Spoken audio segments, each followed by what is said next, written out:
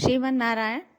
इस बार गणेश चतुर्थी व्रत जो है वो मंगलवार को पड़ रहा है 6 जनवरी को, और 6 जनवरी को ये सुबह 7:01 पर प्रारंभ हो रही है तिथि, और 7 जनवरी को सुबह 6:52 पर समाप्त हो रही है चतुर्थी तिथि।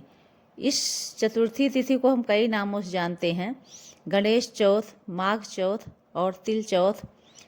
कहीं कहीं तिल चौथ कहते हैं, कहीं सकट चौथ कहते हैं। इस व्रत को करने के लिए क्या करना चाहिए, क्या सामग्री हो और इस व्रत को करने का क्या फल है, ये सब हम बताएंगे अपने चैनल में।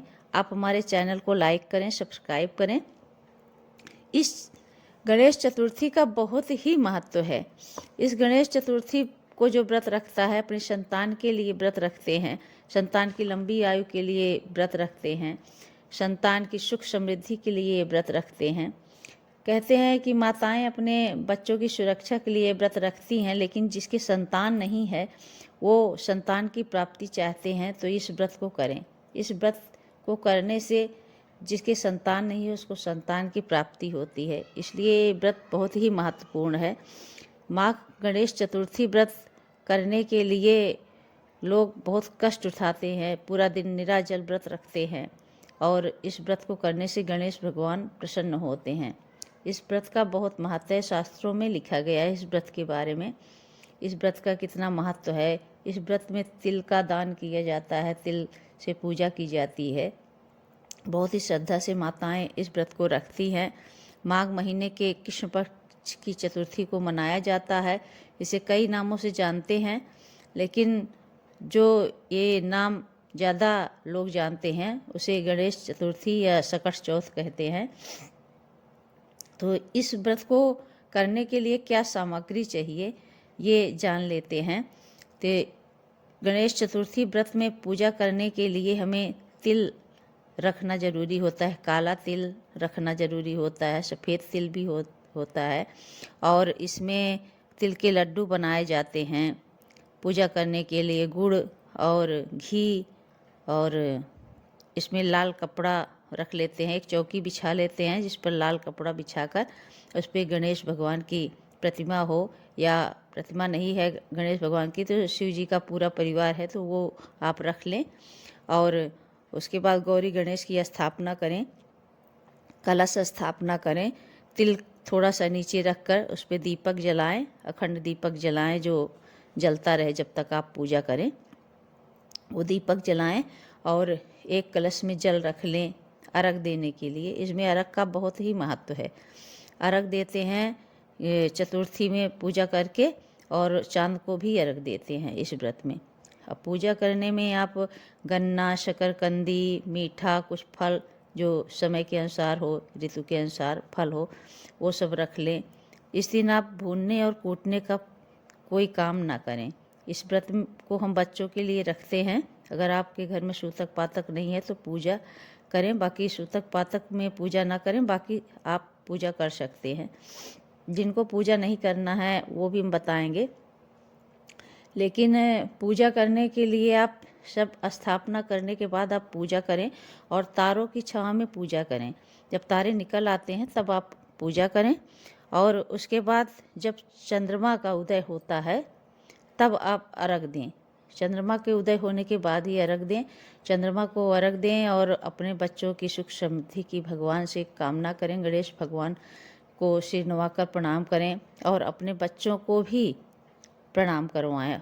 अपने बच्चों में भी अच्छे संस्कार डालें। उन्हें भी पता होना चाहिए कि ये व्रत क्यों रखा जाता है, इस व्रत का क्या महत्व है।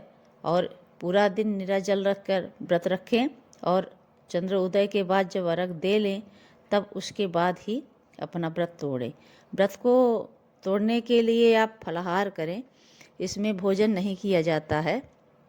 इस व्रत को करने के लिए भोजन नहीं करते हैं, दूसरे दिन ही भोजन किया जाता है। पहले दिन आप फलाहार कर लें, कुछ ले लें, थोड़ा सा कुछ खा लें फल वगैरह। बाकी तो दूसरे दिन इस व्रत को जब सुबह होती है तब आप स्नान करने के बाद, सूर्य को जल देने के बाद, फिर उसके बाद आएँ और प्रणाम करके आप उस जो भी आप चढ़ाए हैं पहले दिन, उसका सब प्रसाद बनाएं और सब प्रसाद का वितरण कर दें, सबको दे दें, ब्राह्मण को दे दें, पहला निकाल कर ब्राह्मण को दे दें और उसके बाद सब प्रसाद का वितरण करें। उसमें जो तिल तिल वगैरह चढ़ाते हैं वो खुद नहीं खाते हैं, उसको दूसरों को बांटते हैं। इसलिए आप दूसरे का दिया हुआ आप प्रसाद के रूप में खा सकते हैं, पर अपना चढ़ाया हुआ आप दूसरों को देंगे। ये सब करते हैं, तब पारण करते हैं। उससे पारण करने के बाद ही आप भोजन करें। उस दिन आप अपने बच्चों की सुख समृद्धि के लिए कुछ दान अवश्य करें, ब्राह्मण को या किसी गरीब को दान करें। इसमें दान करने का भी बहुत ही महत्व है इस व्रत को करने के लिए।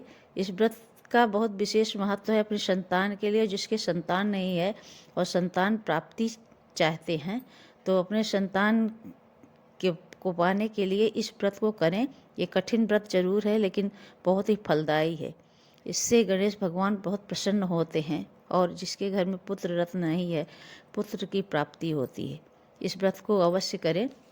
इस व्रत का बहुत ही विशेष महत्व है, लेकिन जो लोग इस बार पहली बार ये व्रत रख रहे हैं वो इस बार पहली बार नहीं रख पाएंगे व्रत को, क्योंकि इस बार खरमास है और शुक्र भी अस्त है, तो इसमें व्रत नहीं रखा जाता जो नए लोग हैं। बाकी जो पुराने लोग व्रत रख रहे हैं वो सब इस व्रत को अच्छे से करें।